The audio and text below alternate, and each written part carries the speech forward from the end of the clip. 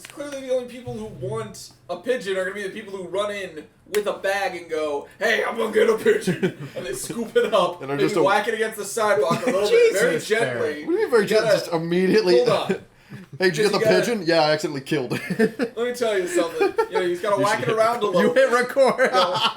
It ties into it. This is the cold open. We talk about how to properly bag and whack a pigeon to make it subservient to you. Are we whacking it off missions. or whacking it on? I'm just trying to knock it unconscious, because clearly it's going to be fluttering in the bag. Why so are we knocking... Okay, question one. Question one, why are we knocking it unconscious? Question two, very quick follow-up question. What does this have to do with adopting a child? Oh, because he's going to tear Because I don't like the connection I think we're about to make. Barrett likes hitting babies in bags. If you want to make that kid subservient to you, you gotta run into the park, pick your kid, put the bag over the kid, and just the right velocity into the pavement, and you got yourself a kid. Well, dude, they gotta pay $10,000 in adoption fees. You gotta be thinking about this shit. It's either adoption or abduction. It's either adoption or abduction or ruin your significant other's body. Welcome to Jabbermouths. Hi. I was going to tie it back to Valliant, because that's what we watched, and it's about pigeons. Yes, we watched Valliant this week. What year did Valliant come out? 2005. I thought I was going to say 5. I'd rather have Barrett put me in a bag and whack me against a wall than watch this movie again. Yeah, but you'd rather watch it than Lion of Judah? Yes. We just got that out of the way this time. We just jumped right to the end of just like, hey, would you watch this or Lion of Judah? Yeah, we'll talk about that. Was Lion of Judah last week? Yeah, that was last week. Sacrilege was last week? Good to know. Yeah, that's Saki still swinging around. No, this was a bad film. It was a bad film, but... sit down and I'm you're just going to stand the whole time? You're going to stand for this I don't know. I feel really good. I feel really good out of nowhere. Good for you. All right. Yeah. I only had 2 sips of wine. 2 sips of wine, and I'm like not 3 bottles. 3 like little... I bought a sake set with my tax return, and I'm proud of it. And I've had 3 bottles of that sake set. You can sake my set whenever you want. But I will put that in the edit. I have a lot of questions about that, but... Shh. Basically, he puts me in the microwave and warms me up, and then cuts me into little pieces and puts me in little glasses. Oh, so you're into vor? No, fuck no. Oh. Y'all are weird. Okay, so we watched this movie. I want to be eaten by a giantess. Now picture this. And I know we use this bit a lot, but it's way too real. A giant Hollywood producer walks into a boardroom and goes, guys, be honest with me. What screams patriotism? What screams America so much that it'll resonate with all of our audiences? Being British? I'll answer it for you. World War II. Right? We got to talk about World War II, but we can't like overdo it and just be the United States in World War II. So why don't we be Britain during World War II? That's still an allied power, but it's not us, right? This was made by a British company. I don't care. I'm just trying to set the mood. You're certainly trying, but I feel like if anything, you should change the bit. It's like, oh, you cunts! I got me a movie idea, World War II. It's not Australian. This is British, not Australian. They still say cunt over there. They don't say, oi, you cunt. Blimey, you cunt! I suppose that's a little better. You're like really aggressively Cockney most of the time when you put on a British accent. It's true. You're like the Cockney dude that I feel like most people in that town don't talk to. Because they're just wildly aggressive and probably have ridiculously... Like, even conservatives don't talk to Big that. Earl like that. I love how you named him. Big Earl. Okay, yeah, Big Earl sounds like the conservative that other conservatives don't even talk to. Come on, England. Drink some punch. I'm gonna have me sausage. He sounds like the dude who's still on board with Brexit. Like today. It's gonna be fine, lads. Brexit was the right thing to do, it was. Yeah, so he walked into the picture and said, how do we make World War II family friendly? Pigeons. That's real. Yeah, I mean, it was interesting that it was a tribute to how beneficial pigeons were during that war. I don't know that we needed a kids animated movie about that. Yeah. I mean, I feel like they could have just done a documentary. I liked it as a kid. I remember renting it, and I'm like, that's fair. That's because you saw it in Spanish like 80 times. Well, let me explain. So I also liked it as a kid, and I saw it in English. I didn't see this movie. I rented it the first time it came out, and then for some reason at my elementary school, so we only had everyone had to do a mandatory Spanish class, but for some reason we only owned like 2 VHS tapes. So every year we watched like Valliant 3 times a year in Spanish. So I've seen this movie multiple times in Spanish. That's beautiful. I'm surprised you don't know more Spanish based on that. I took 4.5 years of Spanish. I took 2.5, and I think I'm more fluent than either of you. I tried. I did 2 years of French and went, nah. Yeah, I mean, I also have super... You are correct, Mundo. I also... Fuck off. I also have 2 grandparents who were super fluent and spoke Spanish in my... Mexican... Yes, Mexican up. Who, as a kid, they always spoke Spanish around me. So I don't know how to speak it very well, but I understand it pretty decently. What are you laughing at over there? I'm bringing back to the joke, we made last week of Mexican Up, but I'm just imagining, like, the opening theme of Up, but played by a mariachi band, as you say that. Oh my god. You mean Ellie's song? It's just Ellie dying, but Ellie's with mariachi song, playing. you want mariachi to her funeral? I'm gonna go ahead and put it on the record, for all who don't know, they don't play mariachi music at Hispanic funerals. That's remarkably disappointing. You two are both very white. Hey, I'm not part of this. This is all some Barrett. Irish and Scottish Too late, you funerals, those old bastards sometimes like to play the bagpipe. That's fine, but they don't play happy bagpipes. In fact, there is no happy bagpipe In fact, there's song. only one bagpipe song I know. And I'm sorry. Have you listened to AC/DC? I don't care about AC/DC. Well, really? You I don't care about Act Dick. I like Act Dick. So Valiant. It's Act colon Dick, by the way. Act colon Dick. That's like worse. Colon Dick. That's way worse. That just sounds like anal with more steps. So anyway, Ewan McGregor, that's weird to think about, is that he was a voice actor in 2 animated films in 2005. What was the other one again? Robots. Came out in 2005, and Ewan McGregor was the protagonist of both. Ewan McGregor. I wonder what got him to do Valiant. I'm curious about that. Because I feel paycheck, like... money. Probably. Yeah, but... I don't know. Wow.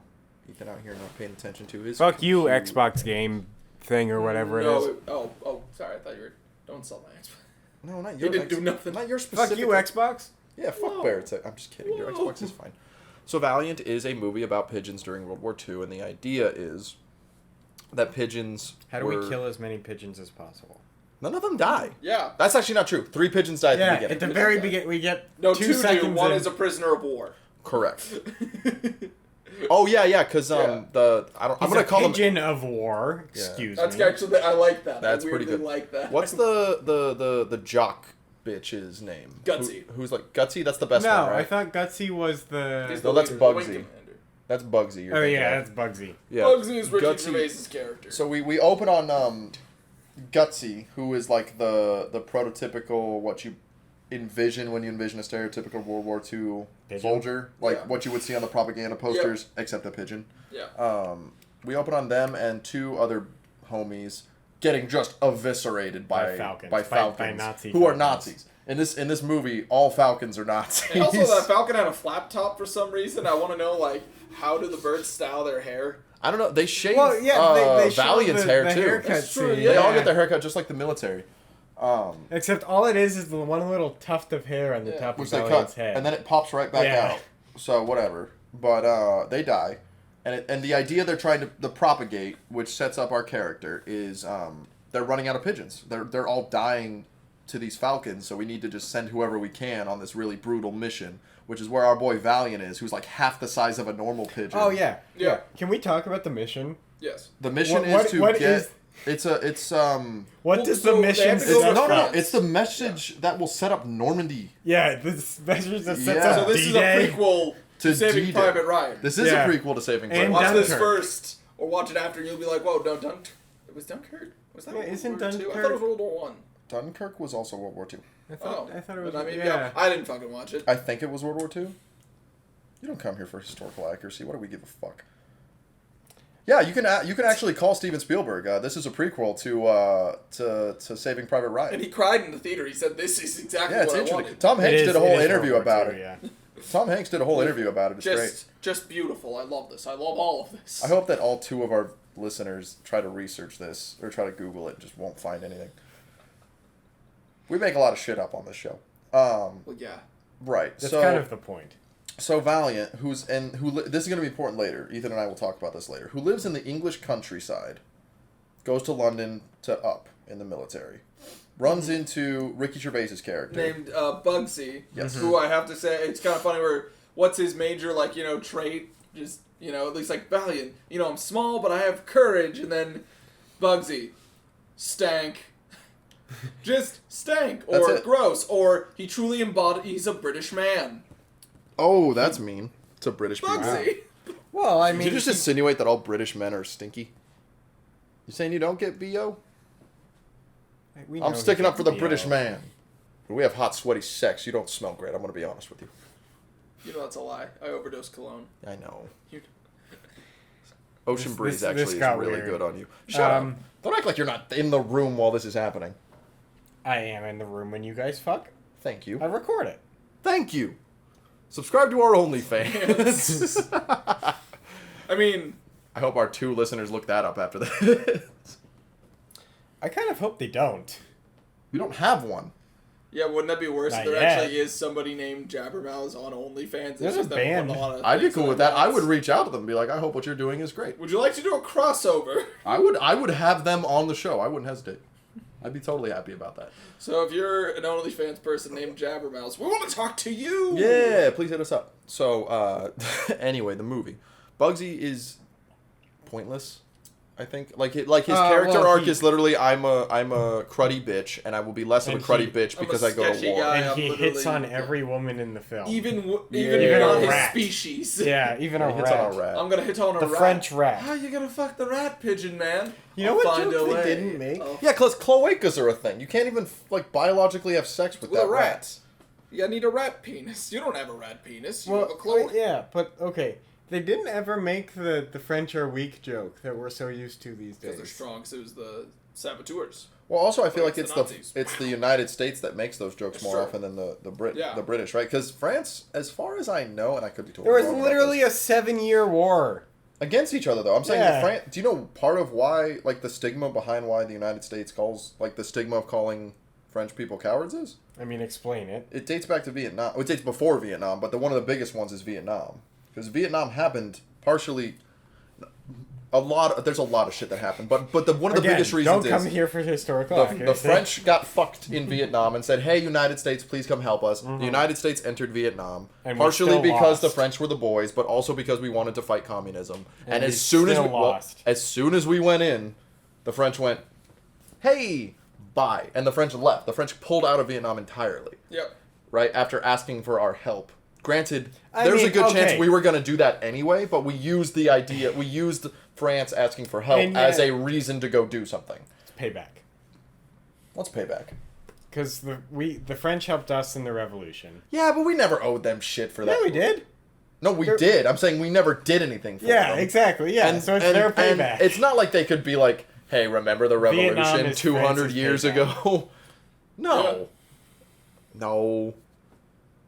Besides, the dude who came and helped us got his head cut off like 50 years later. Less than 50 years later. Oh, yeah, because of our revolution. Yeah, literally, Louis just rolls in and King Louis rolls in and goes, I just want to help you guys to fuck with the British. And then the French people looked at America and went, yo, that's pretty lit. And then, what do you know, he trips into a guillotine. Here we are. He and his wife. And a lot of and their party planner. Oh, a lot of other people. This has been our history lesson with Jabbermouths TV. Not historically accurate. If there are any kids cramming for a history test, don't listen. What are you doing? Oversimplified on YouTube. Look it up. It'll save your ass. Anyway. So Valliant.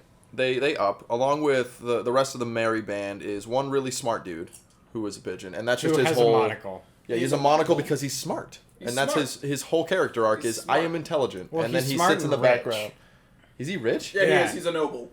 Okay, cool. Well, he sits in the background of the movie for the rest of the movie, so it's not like I care. Yeah. Right? And then the other two are two, like, big, rough, tough twins. The smart one and the stupid one. No, they're both stupid. They're both pretty fucking stupid. There's the one that's, like, stereotypically strong and stupid, and then there's the brother who's slightly smarter. But still strong and stupid. Yeah, they're both unintelligent. By, like, apparent, like, mainstream pigeon standards, I guess. Yeah. So, they're all that's left. They're like Team F, right? Yeah, Team E. Team E. Yeah. Which is E-team. Right? Like no, they're Team F. I think they're Team F. I thought they were Team E. No, because Team E dies right before. Oh right. Yeah. So they become the new Team E. Right, and it's like they're Group F. They're just Group F, Barry. Because they make the joke of like Team Fantastic or whatever. Yeah, and they're trash. Yeah. They're the worst team, right? But Hey, they're all that's left is the idea. We want right? to talk about trash. Let's look at that aged animation. Oh, the animation is awful. It's a You guys want to vibe. come to It's empty London or empty I streets can't of figure out France? if it's better or do. worse than Hoodwink. I think it's there's some moments you can tell that they put in a lot more effort than others, if that makes sense. Right? Like there are some like close-ups of characters where the feathers and everything are really well defined on the pigeons, but whenever there's like a group scene, Oh yeah. God forbid, or like a cityscape. Oh, then also God a lot forbid. of times though it's There's- just like there's one smooth human. faces, or it's just like the feathers stop and it's just smooth. Faces. Yeah, and all of like Smooth the texture. 30 seconds of the entire runtime of the movie when you see a human being, There's the motorcycle. they There's look Captain awful. America. They look awful every time So you like see I'm them. imagining it is that because it's a Disney film. This it's is a actually Disney film? Yeah. Well, yeah, we watched it on Disney Plus. Dude, I don't. All right, I remember. This was like 2 days ago. I didn't know what platform we. Okay, we watched it on Disney Plus. There we go. This movie's very forgettable. It really is. I But like literally to did imagine ask the one before man we sat down. we see in the film. I like to imagine this is an alternate reality where World War II was actually fought by animals, and there's just one man participating, similar to the man from the Pixar short of him playing chess against himself. Yeah, But so right. like one day he's allies, then he runs over the borderline, then he's in Germany, and then he suddenly just puts on a Saving- swastika. Saving Private Ryan takes on a different meaning. It really does. As this being a prequel to Saving Yeah. Private He's Ryan, trying to yeah. save his own soul. Is really what it is. But yeah, I think that what it came down to was budgetary restrictions. Is absolutely. really what it And I was. think So you also never it's see the- people. Well, in the it's you also movie. the get the animation at the hands. The hands at the very end of the movie that reveal that it's D-Day. Yes, you get the Yeah. hands that get the message that say, "Hey, we're gonna do D-Day." You're gonna get these hands because I'm about to open some D-Day on your ass. Fair, that's fair. What's interesting is they get the message, which is supposed to inform them of D-Day, and the Falcons get it. The Falcons successfully get the Nazi Falcons successfully get Yeah, the and message don't- from Voiced by Tim Curry. Yeah, and Tim Curry voices the main bad guy. They don't immediately just go, "Hey, this is really important shit. We need to get it to They go, "Let's upper command." celebrate. They go, "Let's celebrate and have a dinner about it." Well, And- no, and he the- takes a shower first. Yeah, he takes a bath. Yeah, but they were gonna eat the prisoner that they had, Yeah. which in and of itself is a real fucked up thing to think about from They're a kids Falcons. movie. It's a kids movie. It's nature. Falcon eat pigeon. I get it, but from a kid's standpoint, Prisoner of war. They have to understand that sometimes people Well- will break the rules of the Geneva Convention, kids. You gotta learn the hard learn way. it early. right, from a kids movie UN standpoint, doesn't enforce shit. they drove their prisoner fucking crazy, Yeah. and then they were gonna cook and eat him. And it's a reminder, kids, the UN can't enforce shit. Go nuts. I wonder Go if when they were nuts. discussing this, they went, I mean, they're Nazis, man. They're monsters. All right, fair enough. Let's just put it in the movie. Right? I just like how the Falcons have like political identity of just like, wow, look at shit these Nazis are doing. I'm in. I like it. It's weird that the Falcons are just on board with this. Yeah. Just like, I mean, it kind of makes sense. I think when you think about like a lot of the bird sigils, and like actual history of like okay. a lot true. of Nazi universities, they had like They you know, use the falcons. yeah, they use Yeah. falcons. So Okay. I mean, it does in a symbolic sense. You know, Makes it sense. works. Okay. It works. Okay. This I can- movie is I could condone historically accurate, is what you're saying. Historically accurate. to that. So I anyway, almost said this movie is real life canon. Right? There's a giant training montage where they all learn how to be better Well, fighting they birds, don't. but they're shitty. They They never never get shit better. Anyway, They never until get the better. very end. yeah. Yeah. And then literally they go, oh, we have to send these boys in, but they're not ready yet. I don't care. Well, what it is like they're not ready, and then Gutsy goes, "Okay, well, who else do we have?" And the drill sergeant goes, "You're looking at him. Yeah. Well, then we gotta send them." And so that's the only reason why they really get this mission is because all the other pigeons are dead. Well, Yeah. Gutsy fucks off for like half the movie. Well, No, Gutsy gets fucked 'cause for he like half almost of the movie. dies. Yeah, he gets Yeah. spoilers. He gets 1917. Yeah, well, this is ridiculous. They fly in. A Nazi To the doesn't drop stab zone. him after crashing in a plane. Actually, Hey, it's why are you Nazi. spoiling 19? I guess it's been long enough. It came out of the in 2019. We're in 2021. Did it come All right. really? Yeah. Oh, Yeah, Jesus. because they it won an did. Oscar for this. Oh yeah, because we went to the Alamo and then we went to Went to that sub shop. Chiba Hut. Chiba Hut, yeah. Was it Chiba Hut? It was Chiba Hut. Yeah, Chiba because Hut's it's so good. Chiba Hut's not out here. No one knows what this is. It's a Denver sub shop based on stoner culture. They have on tap Kool-Aid, and it's really good. The sandwiches there are some of the best sandwiches I've ever had. They're very good. Fat Sal's here in LA kind of rivals it, but there's Fat nothing. Sal's, There's something I about think, is Chiba more Hut. expensive. Fat Sal's and is more expensive. But worse for you. everything here is more expensive. That's not true. Including most cheesecake. things here are more fucking cheap. That dude, we got fucked by a damn. Trader Joe's is cheaper here. That's true, but that's because Trader Joe's is based out here, isn't That's it? true. I thought they were based in Texas. Yeah, tell me how you got fucked by the food truck. Are they based out of Texas?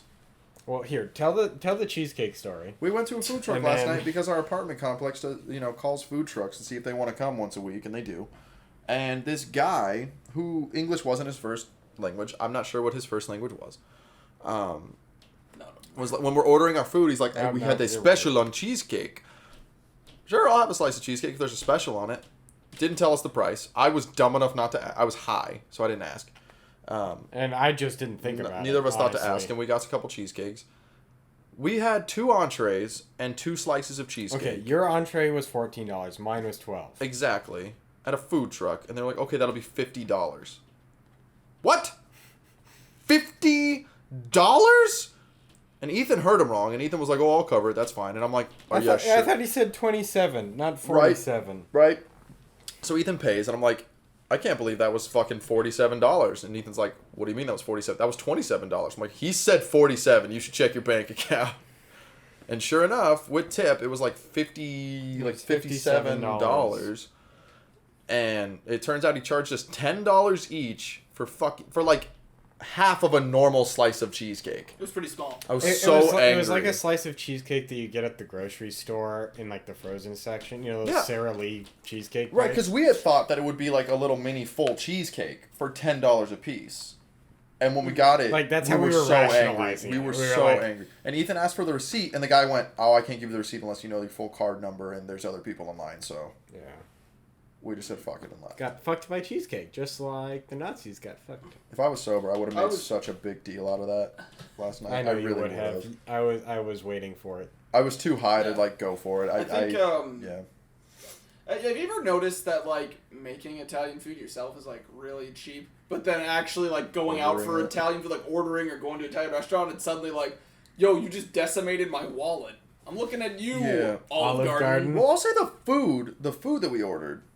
The food was pretty good. It was good enough to pay what... I mean, I won't say it was, like, perfect, but, like, for what I paid for it, it's what I expected I was going to This is so off topic. They advertised me 3 fried pizzas, and I got 3 balls of fried dough with a little bit of sauce, cheese, and a slice of pepperoni on it. I was actually pretty happy. They basically made 2 pizza doughs, like, small pizzas with no sauce or anything, and then mixed together, like, right? They made 2 of those, and then chicken and mozzarella. Have we had them before? Because I'm pretty sure I ate the same. I'm pretty sure they've come before. And then it was chicken, mozzarella, and marinara sauce in between those 2, like a sandwich. That was good. I enjoyed it.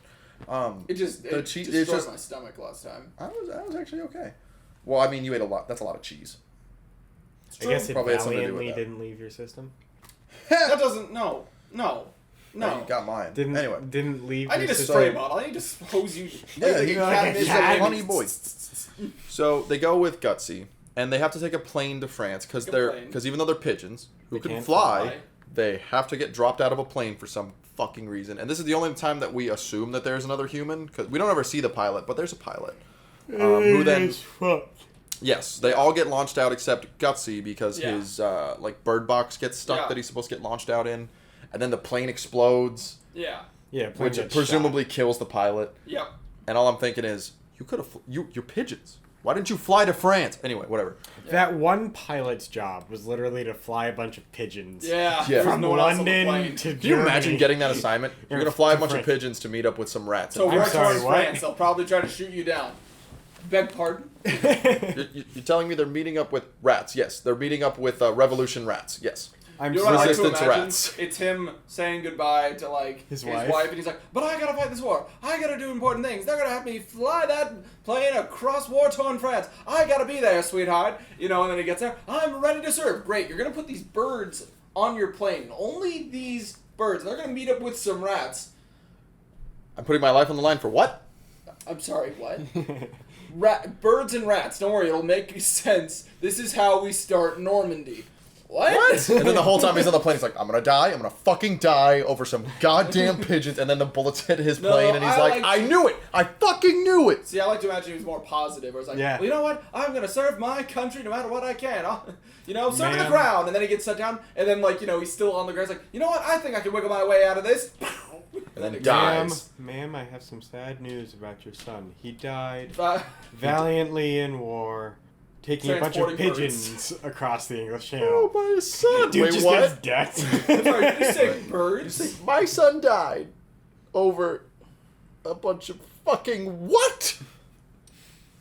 Yes. Have a great day, ma'am. Runs great back day. to the car. Quick, get in the Jeep. Get in the Jeep, go! So the rest of them survive getting to France, and Yeah. they eventually meet up with These 2 rats, they're part of the French resistance. One of them who definitely has PTSD. like severe PTSD. If you just say the word sabotage in his presence, he freaks out and starts lights a lighting bunch of matches, explosives. Yeah.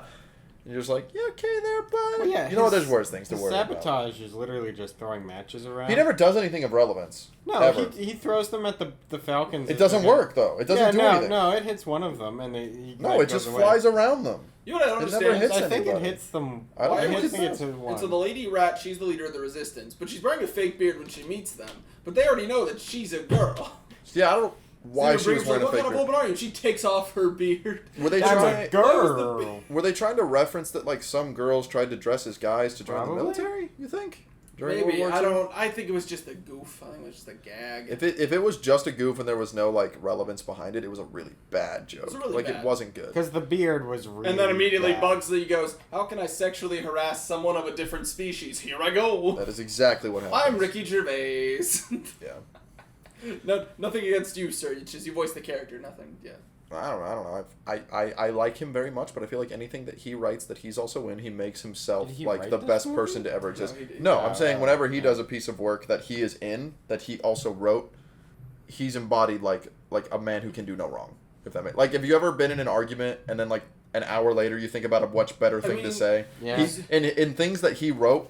He's He the guy who always- always knew he's exactly what to say. Remarkably self-deprecating though in the film The Invention of Lying. Very He true. is like making Very fun true. of himself non-stop. It's a good movie. But I watched that movie about suicide, I think, or that show that was on Netflix. Netflix Yeah. about like how his mother had or his Wife. wife had committed suicide, and so he was like trying to yeah, find yeah. more relevance in life. And he's just like, granted, he's a depressed individual, but like he makes every conversation he just has the perfect answer for everything, and it's partially I feel like because he wrote it. I still like you, Ricky. You're a good guy. Anyway, they Unlike Falcons. they get chased by the Falcons, and then Bugsy gets captured by the Falcons, who has the actual message, right?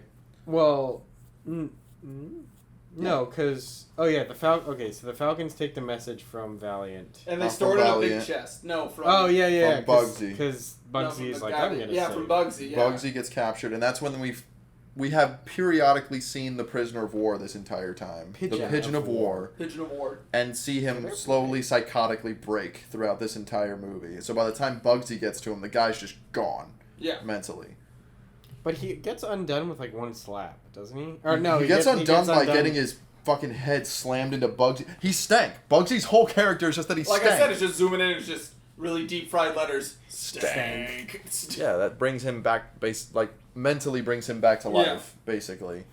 Valliant breaks in because he's the only guy who can fit. They're in this bunker that has a giant, like 50 millimeter or something like that gun on it. It's got Yeah. a cannon in it. The cannon. It's got a cannon, and they're able. That cannon kind of looks like it's at Normandy Beach. It does. I think it Yeah, was, yeah. it's Was that the point? I think it was, yeah. Anyway, where are the people? Anyway, whatever. I'm not going down that road again. He's the only one who can fit. Wait, I want that bunker. No, that bunker is for the Falcons. No, the Falcons have that bunker. I'm sorry, what? Why are we I'm giving sorry. a whole bunker to the Falcons? Gunther, what did you say? The Falcons get their own bunker? Yeah. We had sleep 18 Yeah, people we per sleep room. here. Per room. We had another bunker? Yeah, and it's Falcons? fun. You don't like sleepovers? Big sleepover. Hans, you told me you love sleepovers. Gunther, I'm gonna fucking kill you. So Valiant's the only one who can Nazis. fit. Don't tell me you don't like those night tickles, little kisses on your neck.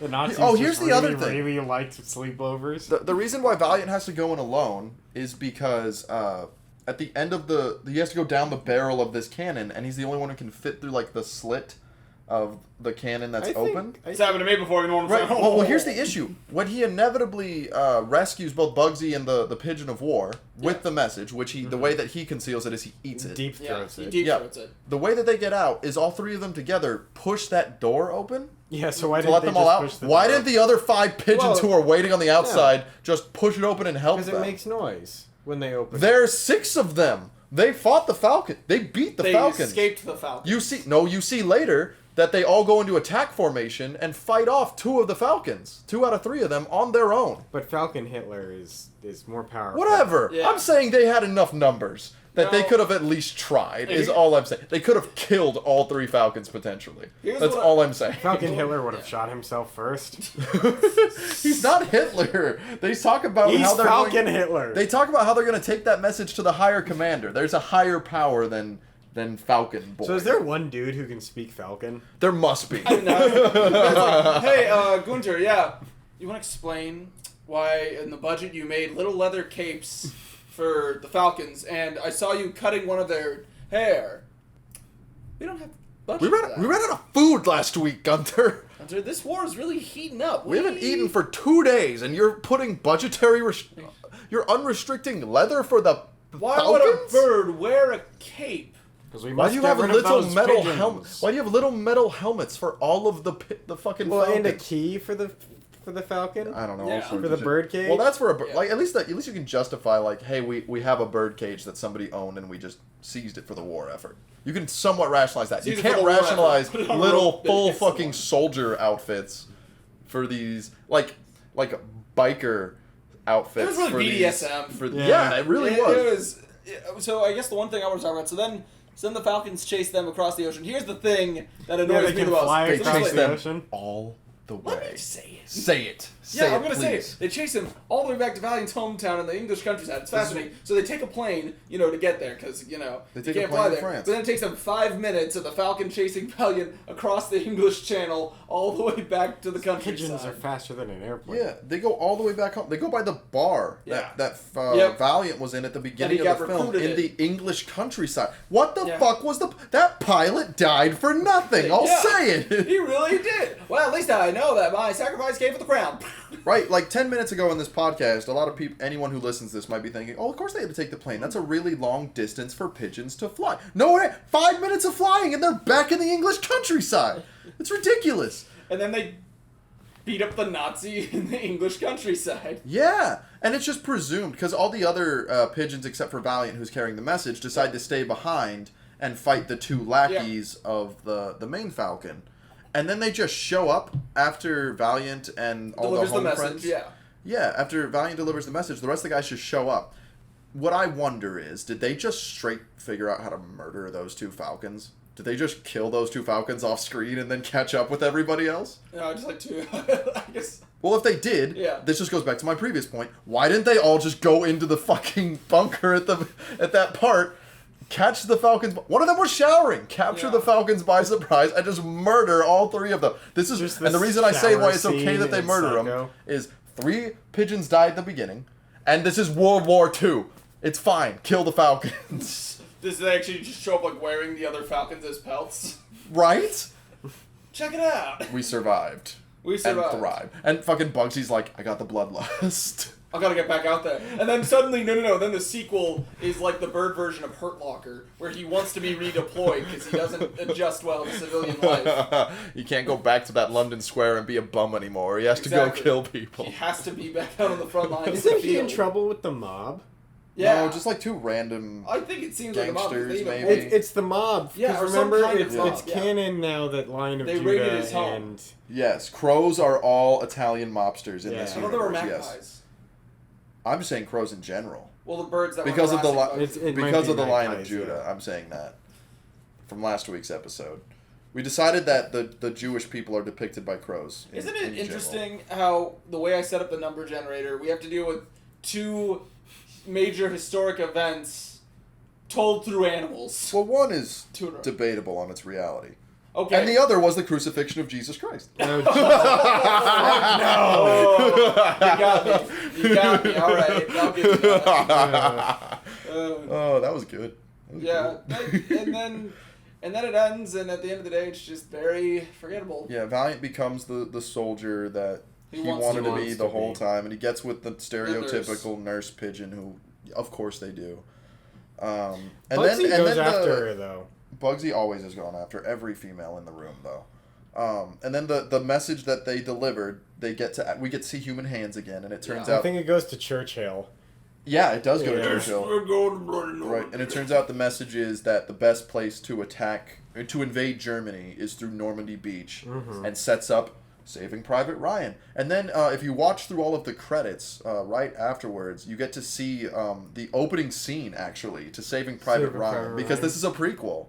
And so you get to see, and it stops right as they hit the water, like, and the bullets start flying. Back to back. Like, you don't even see one person die, because it's a kid's movie. But you see everything right up to when that first boat opening opens and the bullets start flying, and then it just cuts to black. And it says, continue the story in Saving Private Ryan. Enter disc 2. This is how you double whammy your kids. This is how you be like, wasn't that fun? You guys want to see the sequel? Yeah!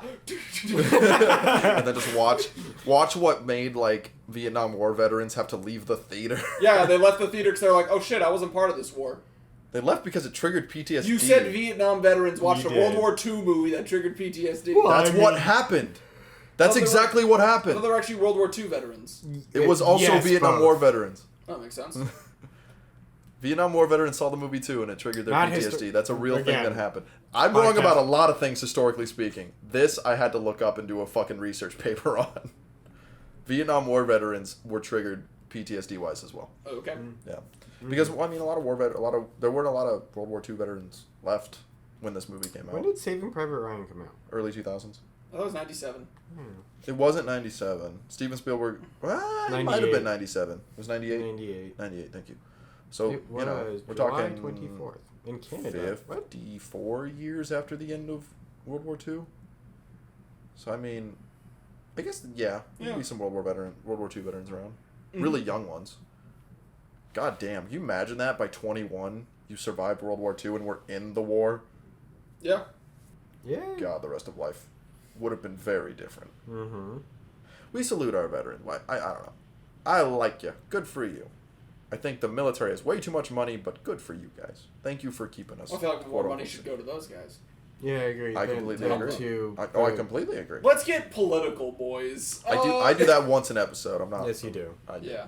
And then we end up cutting most of what I say out when we do political stuff. Overall, I think we're at a point where we can kind of start winding down. Yeah. This movie was a concept that I don't think needed to be explored. It would have been better in a documentary, I think, like Ethan said. Like I said, it's just History Channel went really downhill. I would watch a History Channel special about pigeons in World War II. Like a half-hour special. I don't think we needed a whole kids movie about this. I would watch not the Inglorious. I'd watch the Inglorious Bastards that was made with pigeons. Oh pigeons, yeah. No, but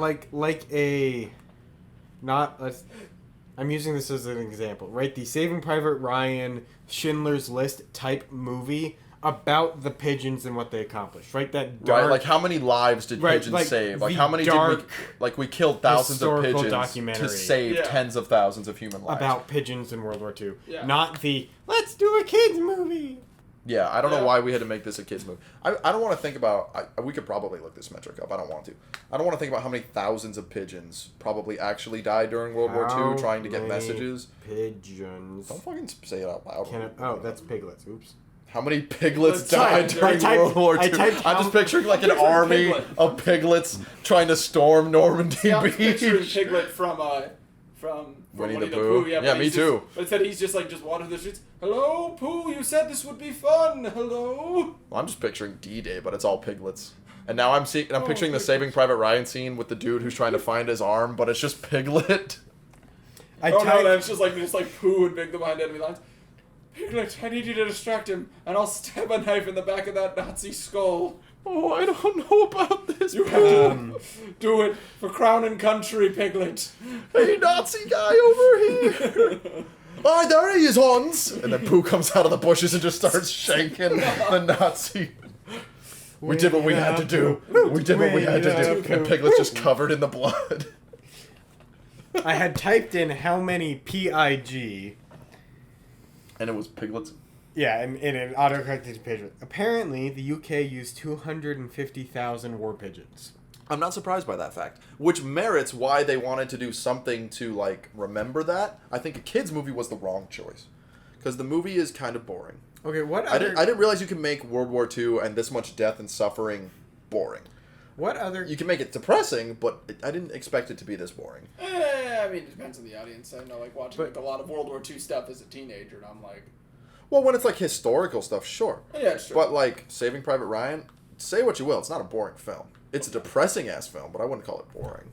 First 10 minutes, you watch, like...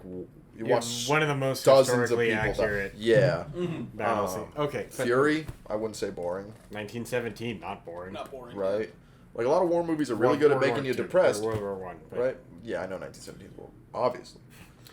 Dunkirk, loud as fuck, but not boring. I'm going to have to try to research that and add those to the list. I want to find bad war movies that really just drop the goddamn ball. Well, like, wow, this is inaccurate, this is dog shit. This is dumb. I wouldn't mind an inaccurate war movie if it's for the sake of entertainment. Does that make sense? Yeah, it's called Army of Darkness. Yeah. Bruce Campbell. Oh yeah. Sorry, what were you gonna say? I was gonna say, what other kids' movies are based on historical events? Lion of Judah. I don't know how many. Better question. How many other kids' movies are based on a war? Is that like the selling point? Like, this is an untapped market. We have a war movie for kids. Well, I'm listening. Lawrence of Arabia. There goes the washing and/or dryer of our upstairs neighbor. So I think we're gonna go ahead and start winding down Lawrence based of on Arabia. Lawrence of Arabia. Lawrence of Arabia is not a kids movie. Yeah, it's like 4 hours long. Didn't they do an animated? If they did, I haven't seen it. I've just seen the actual Lawrence of Arabia. I'm just thinking of all this. And it's not bad. It's just really long. Yeah. I think we should go ahead and start winding down based on that sound that we're starting to hear. Overall, I don't recommend this movie. There are many other better ones to watch. Even for, like, the funsies, it's not a funsy movie to watch, in my opinion. Yeah.